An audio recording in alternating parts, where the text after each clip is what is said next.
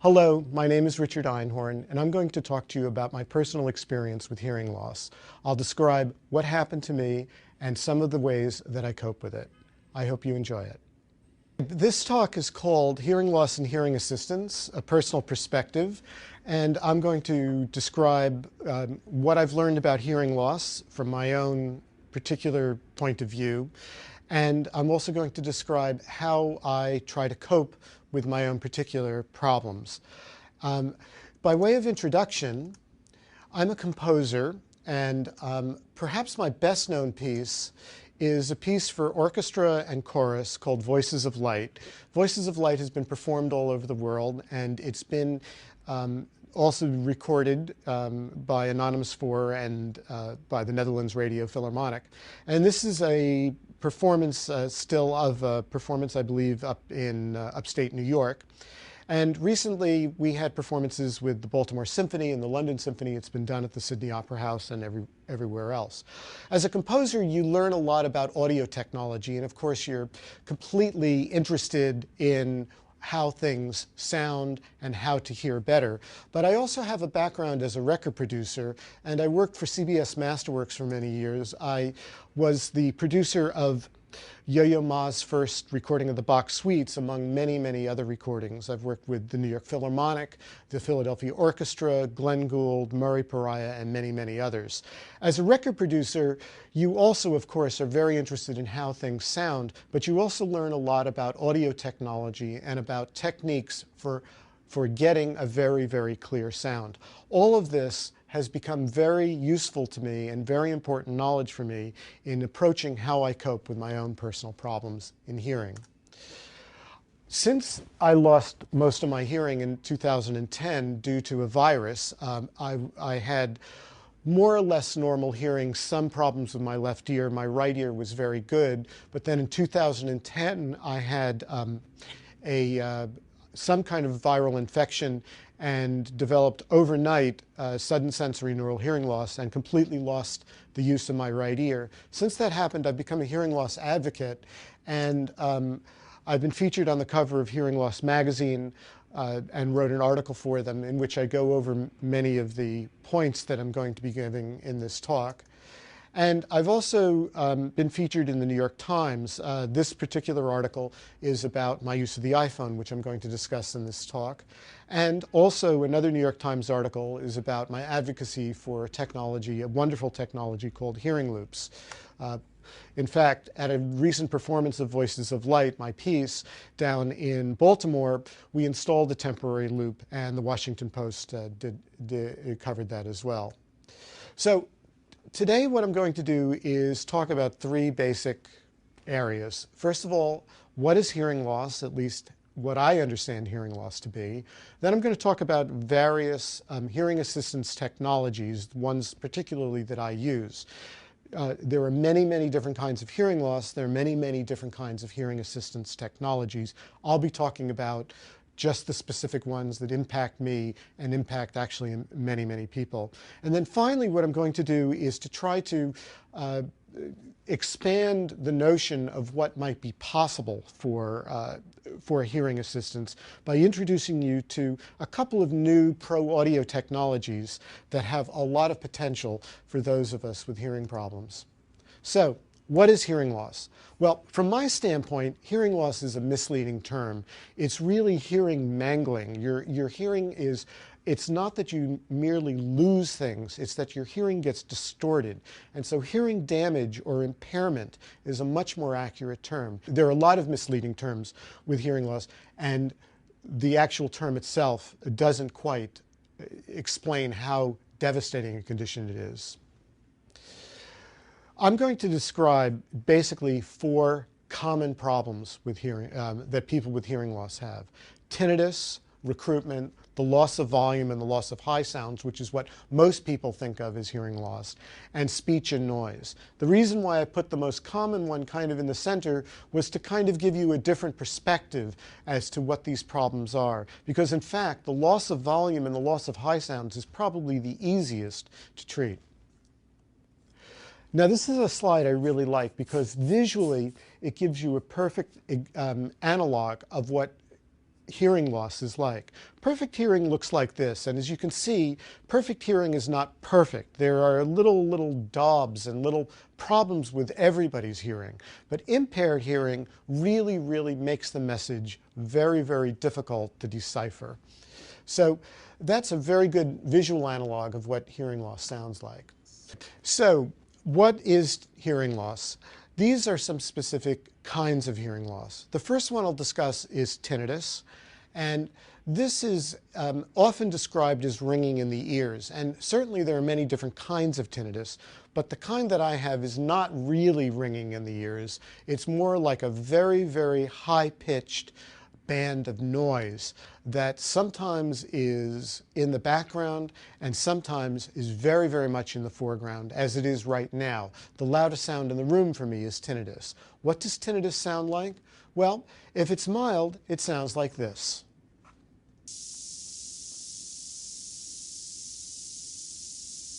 As you can hear, it's not really that annoying. It's a little bit of a distraction, but it's no big deal.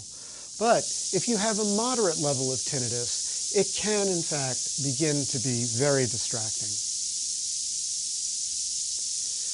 Now, you need to imagine that this sound is in your ears 24/7. It doesn't stop simply because you go to sleep. So, if you have, instead of a moderate level, if in fact it's the loudest sound in the room, if it's severe, then as you can hear, it can be an extremely irritating sound. So irritating, in fact, that some musicians, notably Pete Townsend, who's quite open about this, have had to stop their careers in order to treat it. It's been so severe that some people have had nervous breakdowns and even attempted suicide to escape it. Very little is known about tinnitus, more these days than has been known in the past. There's been some recent breakthroughs in understanding the mechanisms of tinnitus, but it isn't that well known. But even less well known and understood is a problem that's often called recruitment or hyperacusis. This is usually described as the sounds in your ears being extremely loud. But there's more to it than that. It's not only that they are extremely loud, but they are extremely loud and extremely distorted. How distorted? Well, let me give you an example. Oh, how harshly was I repulsed by the doubly sad experience of my bad hearing, and yet it was... Okay, those are the words of Ludwig van Beethoven, and he was talking about his own hearing loss. And as you can hear, that's completely normal. But if you have the problem that I'm calling recruitment or hyperacusis, this is what it sounds like. What you need to imagine is this example at extremely loud volume, louder actually than you may even be able to get if you turned up the sound on your computer.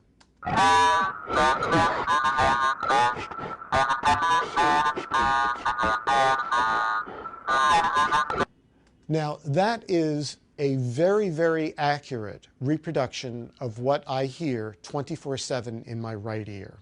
I hear sound that distorted even if you were talking at a moderate level of volume. If I'm in a very loud environment, such as a subway or a party, it is so loud and so distorted that it literally can precipitate a panic attack for me.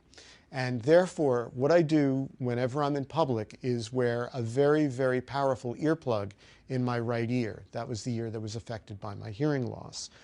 Now, the reason why I know that this example is accurate is that while I have a very bad hearing loss in my left ear, my hearing is relatively flat, and there is very little distortion and recruitment or hyperacusis in my left ear.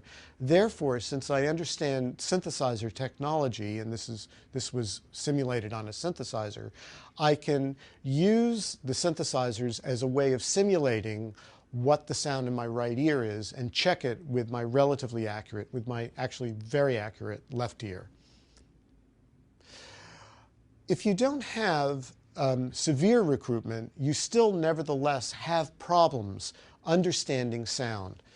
When you take an audiogram and get your hearing tested, they have a speech comprehension section. This is why your speech comprehension scores might not be completely accurate. Such an infirmity in the one sense it should have been more perfect in me than in others. And even mild versions of recruitment can be very, very annoying.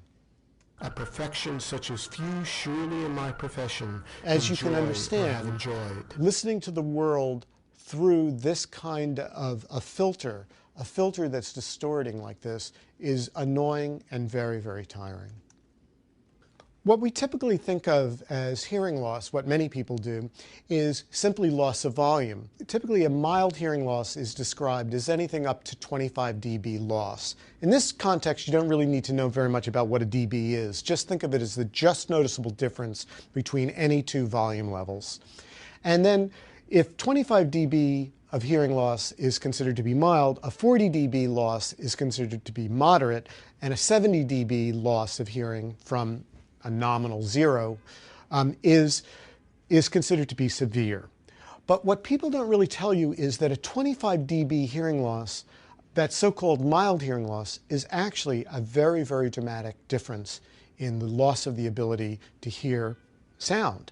So what I've done is I've made an example in which you will first hear something at a normal volume, then it will go down 25 dB, then it will go down 40 dB, and finally will go down 70 dB. The first volume step that you hear of it going softer, that's a 25 dB loss in volume. Hearing impaired people do not hear some sounds at all. People with a severe or profound hearing loss may not hear any speech sounds unless they are shouted at close range. People with a mild or moderate loss are more likely to hear some sounds and not others. Hearing impaired people also have trouble understanding speech because essential parts of some phonemes are not audible. Okay, as you can hear, 25 dB is really a significant loss, and therefore, once again, I think the terminology that's used to describe hearing loss, hearing problems, is really, really misleading. The way I see it, a loss of 25 dB should be thought of as really, really bad hearing. Minus 40 dB loss should be considered really, really, really bad hearing, and a minus 70 dB loss should be considered, oh my God. I mean, essentially you're deaf. These are really serious problems. Now, this example, though, is not exactly accurate because most of us don't really lose our hearing as a whole. We first start to lose our high frequency, our ability to hear high frequencies, the highs, all the zits, all the high stuff that's in the cymbals or in the high part of the range, in the bird call part of the range. And then gradually, as we get older, we lose more and more highs. So what I've done is I've created an example here, which is basically a time lapse. There's a gradual loss of high frequencies from 20 kilohertz, which is as high as human beings basically can hear, all the way down to 256 hertz, which is essentially middle C on the piano. And this is a time lapse of what it's like to lose your hearing as you get older. Very rough simulation, but it gives you some idea of how speech comprehension goes the more and more you lose your high frequencies. Hearing impaired people miss high frequency information. Because the loudness of speech is dominated by low-frequency components, hearing impaired people may not realize that they are hearing less of the speech signal, even when they cannot understand speech in many circumstances. Statements such as speech is loud. Did you hear also that recruitment comes in there? That's completely intentional in my example, because as you start to roll off your ability to hear high sounds, as there's a roll off in your ability to hear high sounds, there's an increase in the amount of recruitment that you hear until finally you hit a critical point where both your inability to hear high frequency and your inability to compensate for distortion that you're hearing creates a situation in which it's very, very, very hard to understand even the simplest sentences. Now, Getting a little bit further into this problem, there's the problem of speech and noise. Speech and noise is the problem, I think, for hearing loss, and that is the ability to discriminate speech from background noise. For many people with hearing loss, understanding speech when it's noisy is the single most frustrating problem. This is a picture of a church, and it gives you an idea of one of the typical places where speech and noise can be a serious problem. Reverberation and echoes mix with the direct sound, and they reduce speech intelligibility. In a church, you get the sound coming directly into your ear from the person speaking, but you also get the sound bouncing off the ceiling, bouncing off the floors, bouncing off the pews, bouncing off the walls, and all of those bounces are also coming into your ears at slightly different times, and they start to create all sorts of serious interactions and reduce your ability to hear sounds, to understand speech. People with normal hearing can filter that noise out because their ears allow them to do that. Their ears have that mechanism. But an impaired ear cannot do it even with a hearing aid. In fact, and I'll show you an example of that in a second. This is an example of which demonstrates speech and reverberation and what the problem really is. You're going to hear me walk back in a reverberant hallway, and gradually you'll hear that my voice not only gets softer, but it starts to get more difficult to understand what I'm saying. And later I will electronically boost the sound, but you'll see that even boosting the volume of the sound does not really improve comprehensibility that much. I am in a reverberant hallway, and I'm about 2 inches away from the microphone. You can hear my voice very clearly. And now what I'm going to do is talk at exactly this volume and walk backwards. As you'll be able to hear, the sound of my voice gradually gets softer and softer. But there's something else going on as well, and that is that the ratio between the reverberations in this hallway and the sound of my voice is changing. There is less distance in terms of volume between my voice and the background reverberations. I'm backing up now, and I'm over 20 feet away, and now I'm backing up and I'm over 30 feet away. And as you can hear, my voice has become very, very soft. It's almost impossible to hear. Now I'm going to electronically boost the sound of my voice up as much as I can. And even though you might be able to hear the words, it's a very difficult, unpleasant sound because you have to cope with picking out my voice from all background noise. That is what speech and noise is all about. Now I'm coming forward, I'm moving closer and forward. I'm about 15, 20 feet away. I'm now about 12 feet away. I'm now 10 feet away. 6 feet, 4 feet, about a foot, about a half a foot, about 4 inches. And here now, again, my voice is as clear as a bell. So you can see that even boosting the volume really doesn't help that much. It's the speech and reverberation that's difficult.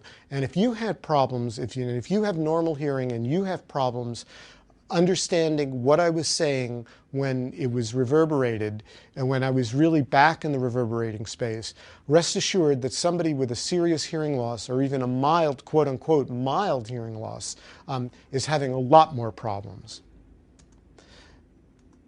Now, what does this mean? It means that if you want to hear well in noise, you simply must get a microphone as close as possible to the desired sound sources.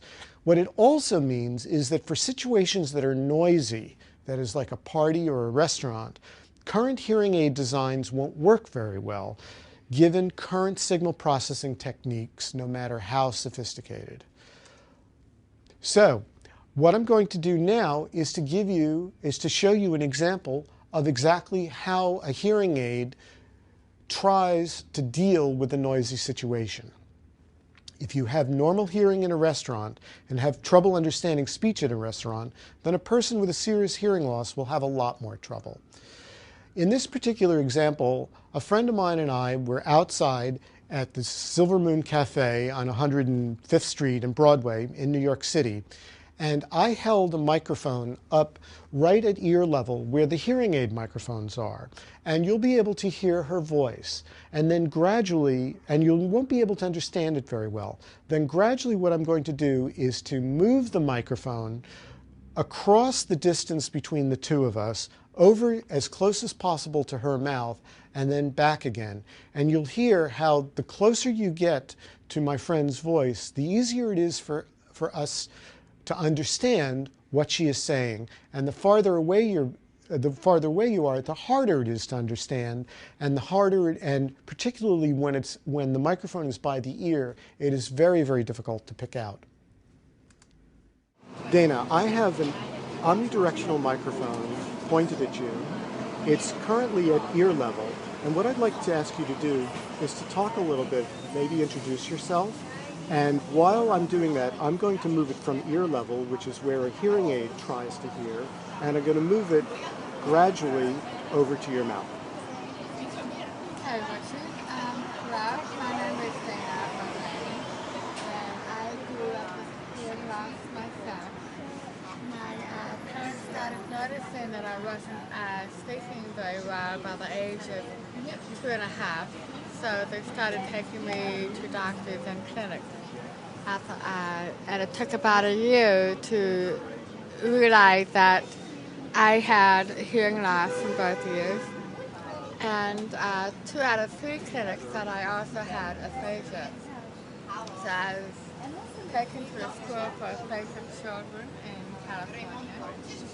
And then they found out that I was aphasia.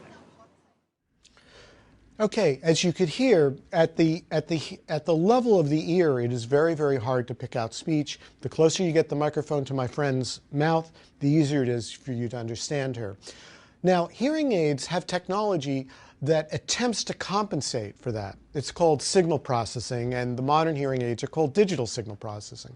There's nothing very, they're used in a very sophisticated way, but there's nothing very exotic about the actual technology. It's been in the professional audio business for decades.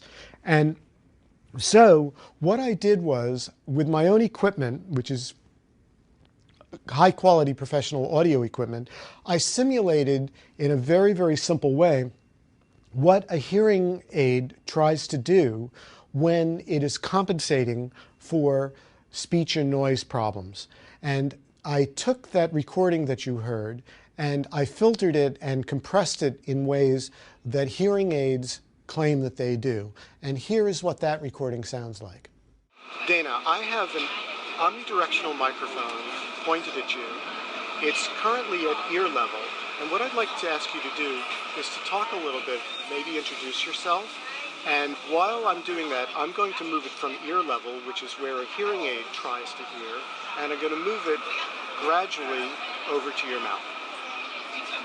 Hi, Richard. Well, my name is Dana, and I grew up with hearing loss myself. My parents started noticing that I wasn't speaking very well by the age of 2.5, so they started taking me to doctors and clinics. And it took about a year to realize that I had hearing loss. What you can hear is that there's some improvement to comprehensibility by using hearing aid signal processing or hearing aid-like signal processing. We've eliminated a little bit of the lows, we've focused in on the speech perception, speech range, and we've dug out a tiny little bit of it. But as we were listening to that example, you could hear that the amount of improvement is minimal compared to the amount of improvement you get when you simply move a microphone closer to the source that you want to hear. Now, speech and noise, recruitment, tinnitus, loss of volume, all these different problems. What are the consequences? They're enormous. As Helen Keller says, blindness separates us from things, but deafness separates us from people. And there are enormous problems with hearing loss. There are developmental problems for infants, children, and teenagers, impaired memory and the ability to learn new tasks. It's very disorienting to have a hearing loss. Your alertness is reduced, as is your job performance and earning power. You are prone to severe stress and, in fact, panic attacks, as I was discussing earlier. Depression is a side effect of hearing loss, anxiety, anger, and fear. Also, it is very, very difficult to communicate with people, and you feel very, very isolated. You become irritable, and you fail to recognize social cues like jokes, anger, and vocal tone that all of us, those of us with normal hearing, take for granted.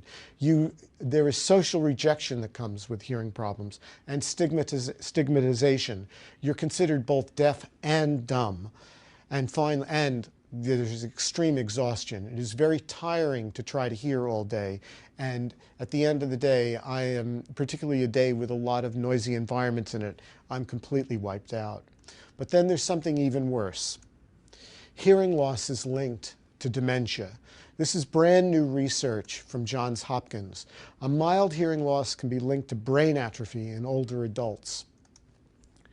And new research from Johns Hopkins University has found that seniors with hearing loss are significantly more likely to develop dementia over time. The research documents that the greater the degree of hearing loss, the greater the risk. And how much greater? Specifically, the risk of developing Alzheimer's disease also increased with diminishing hearing, with the authors noting, and this is extremely ominous, that for every 10 dB decrement in hearing, the extra risk increased by 20%. That means that if you have even less than what's considered a mild hearing loss, if you have just a 10 dB rather than a 25 dB hearing loss, your risk of Alzheimer's goes up 20%. Those are very, very ominous statistics indeed.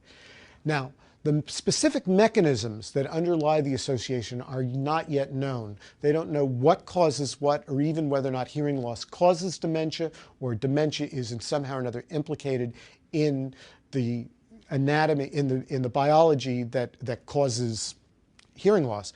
But they suspect that some of the underlying mechanisms are the cognitive load, the effects of hearing loss on cortical processing, and the social isolation. All of these are non-mutually exclusive, and they probably all go together.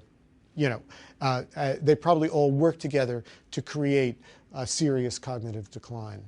So what can be done to prevent dementia and all the other problems associated with hearing loss?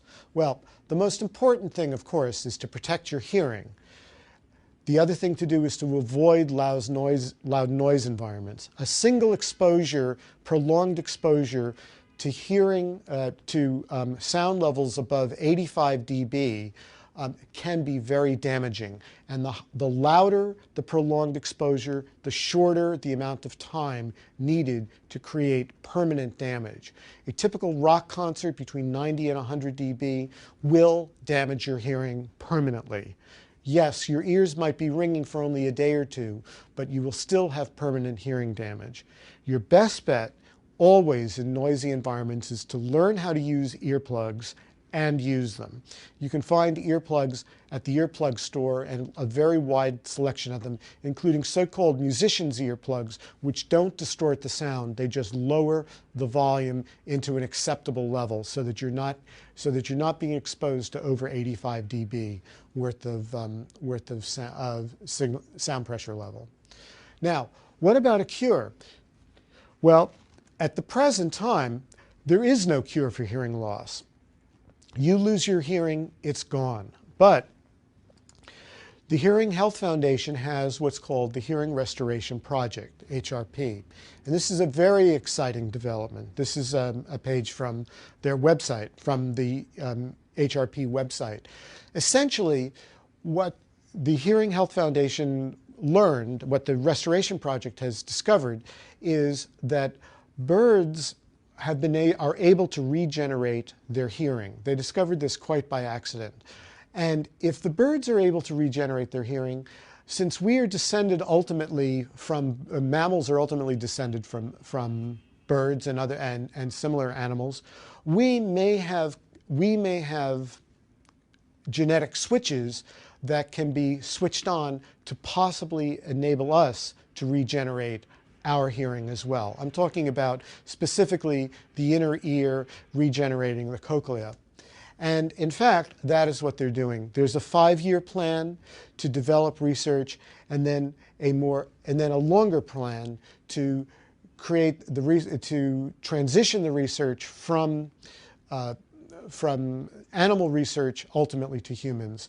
And they're predicting somewhere between 10 and 15 years before it's possible to have a cure for hearing loss. Well, with all of this in mind, while we're waiting for that cure, we need to find ways to hear now. And there are many, many different devices, technological devices that you can use to help you hear better. These are the ones that I use, and I use these virtually every day. I almost certainly use at least one of them every day, if not all of them. The devices that I use are hearing aids, a Bluetooth streamer, personal listening devices, and I use, whenever they're available, and they're good, public assistive technologies. I'll briefly go into each one. Hearing aids are basically what's been called the public address system that you wear. It contains a microphone, amplifier, some filtering circuitry, and a loudspeaker. It also contains a lot of other technology as well, including technology to prevent feedback, because when you put a microphone that close to a loudspeaker, you can get feedback. But they're actually fairly straightforward devices. You plug them into your ear. They're very small. You can change, some of them have program change switches and volume switches on it, like the upper pair does in this particular photograph. They're unobtrusive. They have reasonable but not great sound quality. They're reasonably helpful in many situations, and ideally they could serve as a useful hub for an integrated hearing assistance system. However, they are very expensive. A pair of good hearing aids can easily run you $7,000. They have a poor price-sound quality ratio. If you buy a $7,000 stereo system, you will be buying one of the world's greatest stereo systems. You can't get much better than that if you were prepared to spend that much money. $7,000 spent on hearing aids will get you mediocre sound, and that's at best. They are not high-fidelity devices. They are also not very helpful in many situations, such as the restaurant situation that we discussed before. And for advanced users, at the moment, there is no easy way to program them in any kind of serious detail. I'm technologically savvy. I have a lot of friends with hearing problems who are also technologically savvy. We can't change these devices on the fly when we know that very simple adjustments could dramatically help us in certain situations. Now, in addition to the hearing aid, what I have is what's called a Bluetooth streamer that connects with my specific model of hearing aid. I wear it around my neck. It looks like this picture here. And it enables me, with a smartphone, with an iPhone in my particular case, to take phone calls wirelessly. It will automatically connect my iPhone directly to my hearing aid. I wear the streamer. The sound comes, the phone call comes to my iPhone.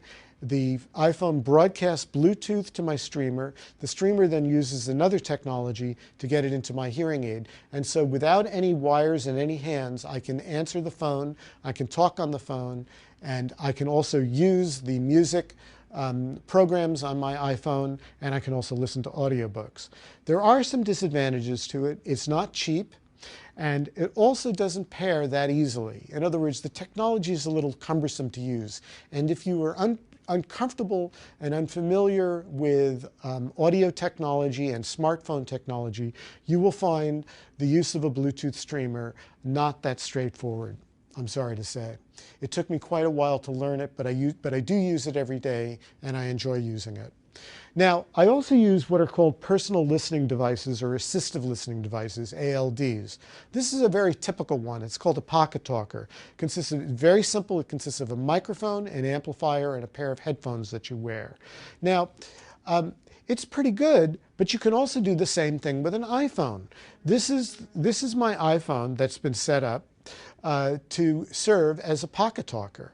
Now, using a smartphone for assistive listening, why would you want to do that? Well, There are many good reasons. First of all, it sounds extremely good. If you use it properly, it sounds a lot better than it would if you were using a pocket talker. The electronics in at least an iPhone are very, very high quality, and similarly also in an Android or other smartphones. If you already have one, it's very cheap to set up for hearing assistance. You really don't need to add a microphone to it. So if you buy yourself a good pair of earphones, which will cost you around $70, and you buy a good hearing app, which will cost you $5, you're in business if you already have a smartphone. It's fun to use. It's very, very easy to use. You just plug this stuff in, and if you're familiar with how to use a smartphone, it's a lot of fun to use. And it's a multitasker, not a unitasker. You need to carry only one device with you, your smartphone. You don't need to carry a smartphone plus a pocket talker in order to use it. It's very, very simple. So where can you use an iPhone or a smartphone for hearing assistance? Wherever hearing loops are not available.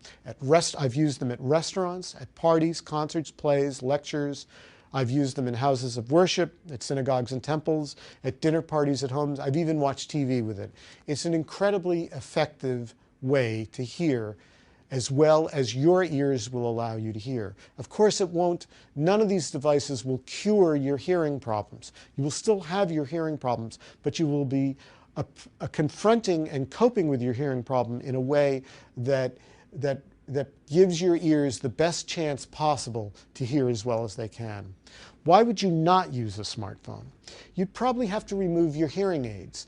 In other words, there's no really good wireless way to get from a smartphone into your hearing aids. What you need to do is to take your hearing aids out and use an earphone.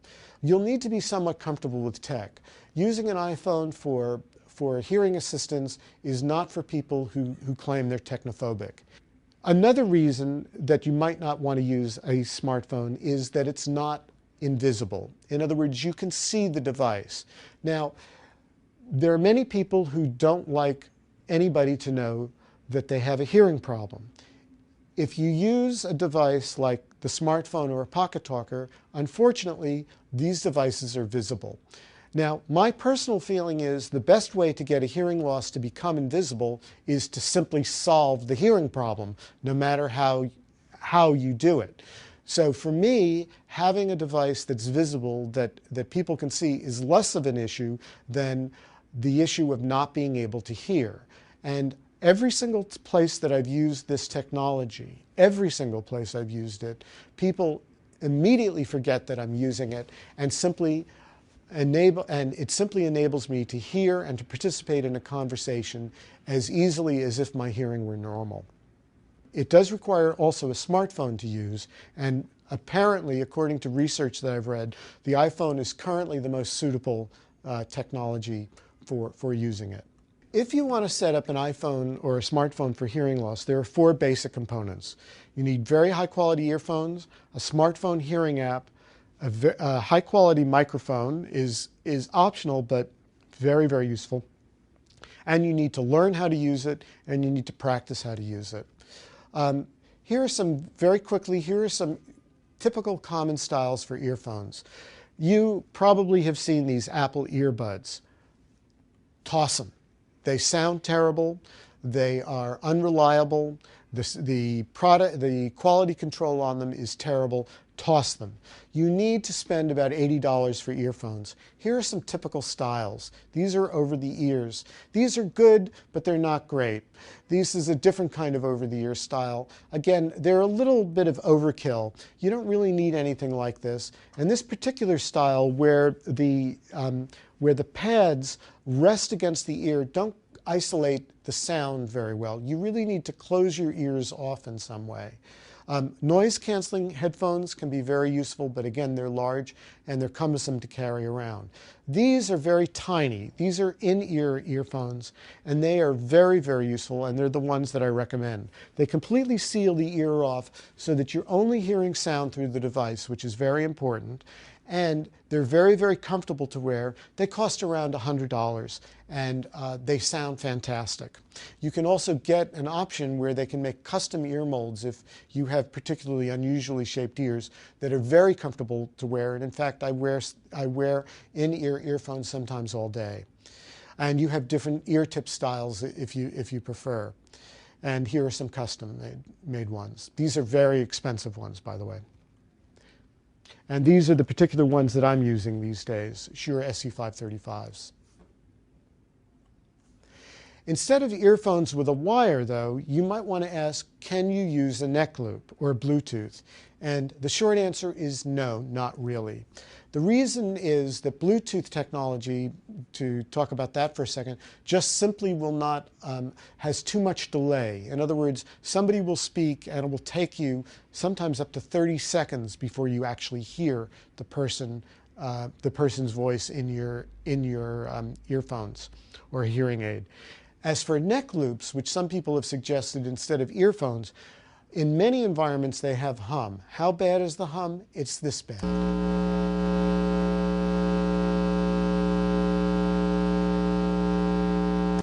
In other words, it can be so loud that if you don't know the environment that you're in, you can't depend upon using neck loops. That's why I suggest using earphones only. Smartphone hearing apps, as I mentioned, are very cheap. They're usually around $5. They usually should have a limiter in them. Look for a limiter, a compressor, equalization, which is filtering, and a noise gate. Most of them don't have all these, but some of them are pretty darn good. This is one of the ones that I suggest, ears. Again, it's for the iPhone. There are very few, unfortunately, for the Android at this time that I'm aware of at this time. But this one is very good for the iPhone. It's got a very nice and simple and intuitive interface that allows you to move from a warm setting to a bright setting if you need to hear better. This is another $5 app. It's got volume and it's got all sorts of cool other features, including filtering and a zoom, which allows you to focus directly in on somebody's voice when they're speaking. And then this is another one which has cute graphics and is pretty good, but I prefer, I think, the other ones to it. I also use professional recording software. This is called Fire 2. It costs around, I think it costs around $10, and it allows you to make very high quality recordings at the same time that you're listening. And it has wonderful signal processing by a company called Isotope that makes professional audio repair software and professional mastering software. So there are two kinds of microphones that can be useful for hearing assistance. I mean, there are more, but these are the two basic kinds. If you have a smartphone, chances are there's an omnidirectional microphone built into your smartphone. The new Apple iPhone 5, I believe, will actually have 3 microphones built in. These microphones typically are omnidirectional, but you can also optionally add a directional microphone to it or a cardioid microphone. An omnidirectional microphone picks up everything. It picks up the sound all around it.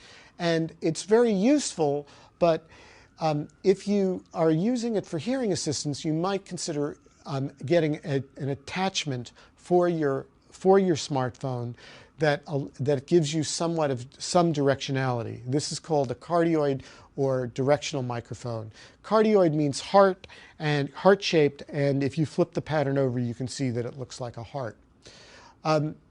These two microphones are very useful, but the bottom line is this. After a lot of experimentation, I found that for restaurants, concert plays, or parties, a cardioid is much better than an omni. A directional microphone is better. So there are 2 currently available choices for the iPhone 4S, and an adapter should make them compatible with the brand new iPhone 5.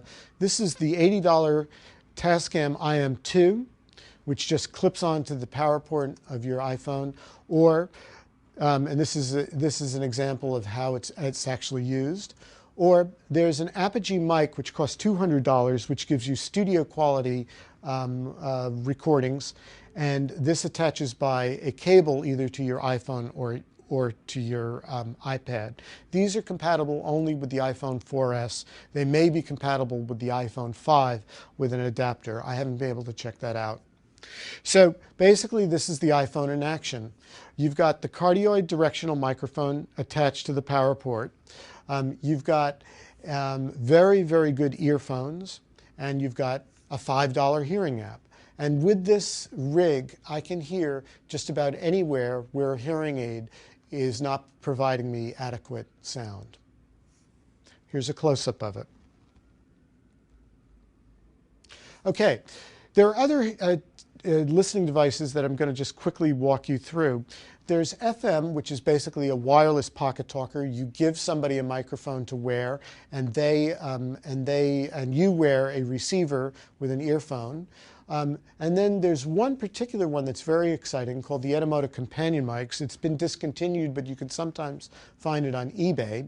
It's much cheaper than the typical FM system. And the exciting thing about it is that you can give up to 3 people these microphones to wear, and you wear a receiver. So 4 people can actually have a very, very high-quality sound conversation. The 3 people to the right are wearing the microphones. The gentleman on the left is wearing an earphone and a receiver, and he can hear those people as well as his ears will allow. This is the ideal way to hear a gathering of 4 people. I use the companion mics almost every single time that I go to a restaurant that my wife and I go to a restaurant with another couple. Now, there are 2 most common, now for public hearing assistants like theaters and concerts, there are 2 common technologies, infrared and FM. They are widely available, but I don't like them very much, I have to be honest with you. The problem with infrared is that with infrared technology, and that's a very typical receiver, when you break the line of sight, they work with a beam, with an infrared beam. When you break the line of sight, a very loud burst of noise is emitted, and that can be very, very dangerous to whatever amount of hearing you have left. They're also very uncomfortable to wear. These devices are not comfortable to wear. They leak sound out of the earpieces themselves are poorly designed, and they leak sound out, and my wife is constantly disturbed whenever I'm wearing these things at a movie or at the theater. And they require handing over a driver's license or some other way of some other thing. And once I drove 200 miles before I remembered that I had left, that I had handed over my driver's license. I had driven 200 miles without a driver's license because I had forgotten to pick it up. They're widely available, but very, very few people actually use them. FM is a little bit better in terms of sound quality. You don't get those interruptions. But if you want to purchase your own FM receiver, it's almost impossible to guarantee that your FM receiver will work with a particular venue's sound installation.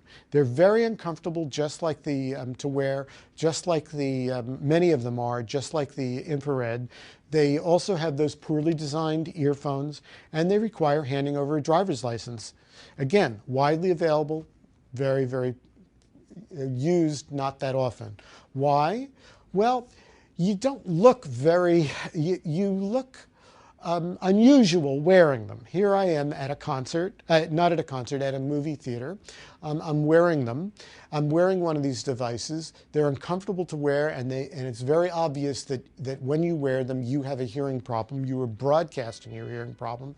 And even though the film that I was at was skewed towards a wider, an older audience, I checked, and I was the only person who requested an assistive listening device for that show. And I checked with them, and that is very typical. Very few people actually use this technology, unfortunately, despite the fact that they need this technology in order to understand the films, the theater, and the concerts they go to. People either stay away or they simply go for the social reasons they can't actually enjoy the show. So they're rarely, if ever, used. They're undignified. They're cumbersome. Infrared can be dangerous if it's not properly adjusted. Both of them are unsuitable for many situations. Wouldn't it be nice to be able to hear at your drugstore or at a taxi? And finally, Bluetooth itself, which many people are saying is a technology, maybe in the future it will be modified so that it can be useful, but at the moment it really is not useful for many situations where we need to hear. And that brings me to hearing loops. Hearing loops is a technology that I advocate for. And I'm going to very, very briefly explain what hearing loops are, where they can be used, and advantages over the other wireless hearing systems. So, what are hearing loops? Think dignity. Think flexibility. They are a dignified, flexible solution for people with hearing loss, especially people who have the proper hearing aids. But you don't necessarily need those hearing aids in order to use hearing loops. It is a very simple technology that transmits sound wirelessly to loop-compatible hearing aids. All you need to do is flip a switch on your aid to hear the sound if you have the proper kind of hearing aid. And that means no ugly, bad-sounding earphones. So this is a typical loop receiver or loop amplifier. The sound goes in there. It can be a TV, it can be a stereo, it can be the soundtrack to a film, whatever. It can be a microphone. You just put the sound in there. And then here is where, this is where the loop of wire is connected. What is the loop? It's just standard old wire, the kind that you buy at Radio Shack. It can be that inexpensive. It is a very, very simple technology. And then basically, the next thing that you need is a loop-compatible hearing aid, which means that it has something called a T-coil in it. You simply press the switch on a hearing loop-capable hearing aid, and you switch it to the T-coil program, and you can hear whatever the loop is providing. You stand inside the loop. You just press that little switch there. This is a T-coil. It's a very, very simple copper wire that's been wrapped around a common, just a spool basically of wire. Very, very small, very inexpensive. Most hearing aids available are T-coil capable. You just simply ask your audiologist to put it in there and turn it on. Okay, this is a simple installation. The loop receiver, the loop amplifier is connected to the TV audio. Then the loop of wire is run around the area in which you want to hear. You sit inside that. You flip your T-coil to you flip your hearing aid to T-coil, and you can hear the sound as well as your ears will permit you. There is no more direct way to hear the sound than this, and no cheaper way or simpler way to set up high-quality hearing TV sound. This is a typical kit that's used to create a simpler version of that TV loop. You just simply take the mat that all the other equipment is resting on here, put it under your chair, you sit on the chair, hook the loop driver up to the TV set, and you can hear as well as your ears will allow you to. This is typical setup for a talk, and this just demonstrates how powerful the electromagnetic field is within the loop, where all the yellow and the white areas are. And also the height of it. The height of the loops of the electromagnetic field that the loop generates can be adjusted so that you can either stand there and hear very well or sit and hear very well. More elaborate setups require more elaborate looping systems. This is a common quote-unquote phased array loop design, which professional loop installers would install, say, in a theater. Now, where can hearing loops be used? By the way, this is the common symbol for loop installations, the ear with a line through it and a T. Well, I just made this little video, which should give you a good idea.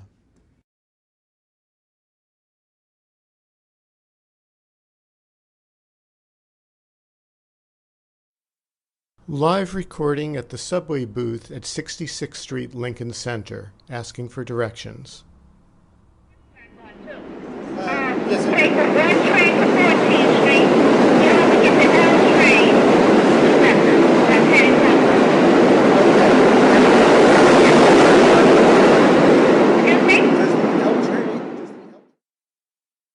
The exact same encounter as heard over the loop system installed at the subway booth at 66th Street, Lincoln Center. Take the 1 train to 14th Street, get off and get the L train to Bedford. That's heading towards Brooklyn. Yes. Excuse me?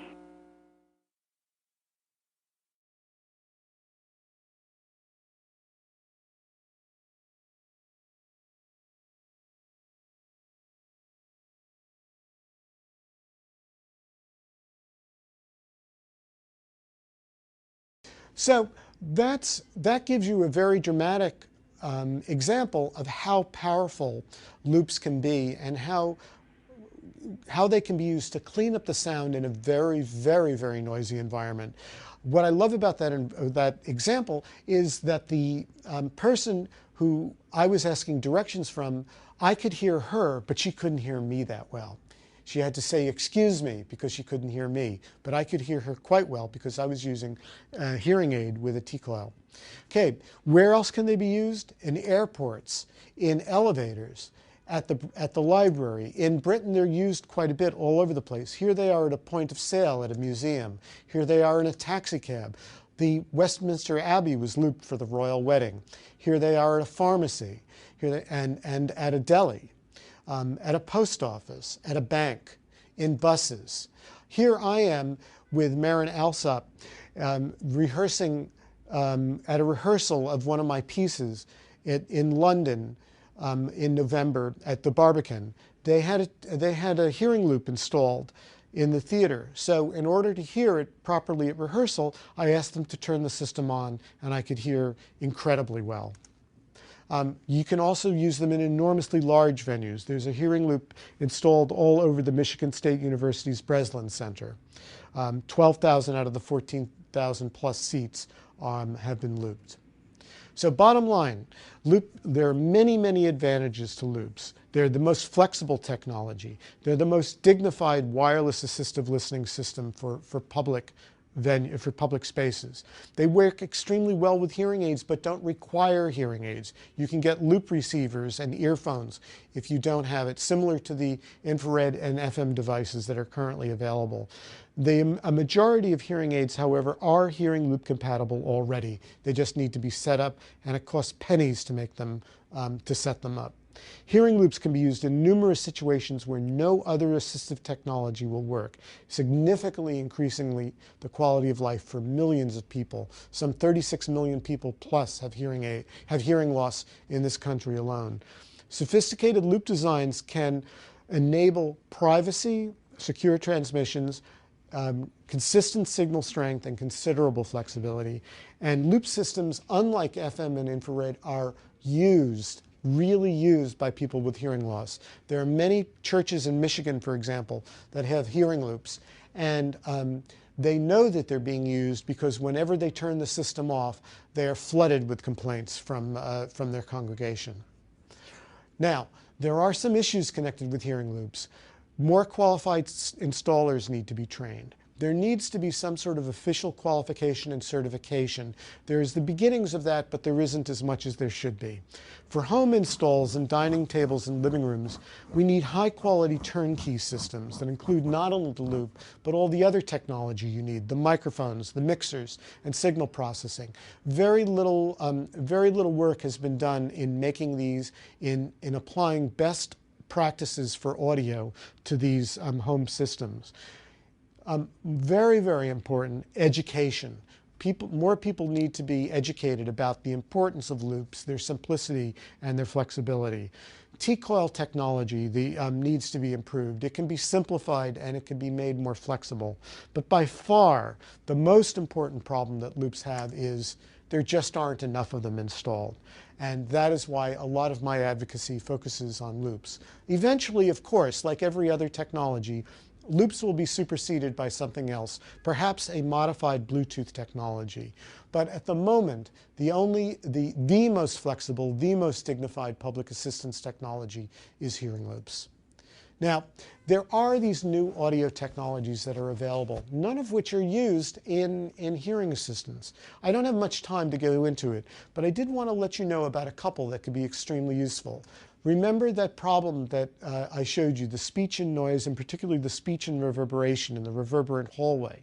Well, it turns out that just recently algorithms have come on the market which can remove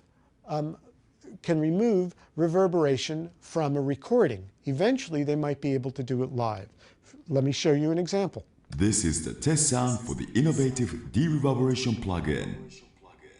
Is this voice reverberant? It sure is. But now you use this Dereverberator and listen. This is the test sound for the innovative Dereverberation plugin. Is this voice reverberant? The use of this technology for hearing assistance can't be overemphasized. It is extraordinarily exciting technology. It's in its infancy, but eventually it'll be used. But here's another technology that's used. It's so-called spectral repair technology, audio repair technology. What you're going to see is quite extraordinary. You're going to see, removed from a recording, some almost intractable noises. Noises that, this is the kind of technology that sent chills up and down me when I first came across it, because I thought it was science fiction, but it's real, and it's very inexpensive, and eventually what you're about to see will be available for those of us with hearing problems.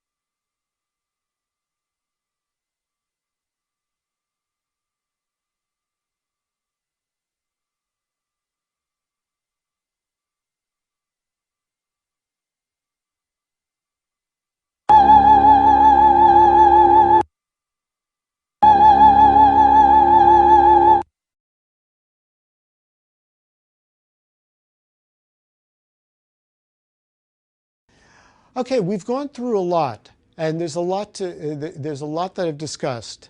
But if nothing else, please remember this. Hiding your hearing loss is so 20th century, and we live in the 21st. There is nothing whatsoever to be gained from hiding your hearing problems. Everybody, if you have a serious hearing problem, everybody around you knows that you do. Trust me. The best way to hide your hearing problem is to conquer it, if you possibly can, is to hear as well as you can in any given situation. If that requires wearing earphones and using a microphone, so be it. Your hearing loss will disappear because you will be able to participate in the conversation in ways that you won't be if you try to fake it or just sit there not hearing and not understanding. No, we can't cure hearing loss yet. That's what the Hearing Restoration Project is all about, and that's what the exciting potential of that project is all about. Until then, however, we can hear better if we are proactive and use the technologies that are available for best practices. Thank you very much. Thanks for watching this presentation. I hope it was helpful to you. If you'd like more information about hearing loss or would like to contact me, please go to the Hearing Health Foundation website, hearinghealthfoundation.org.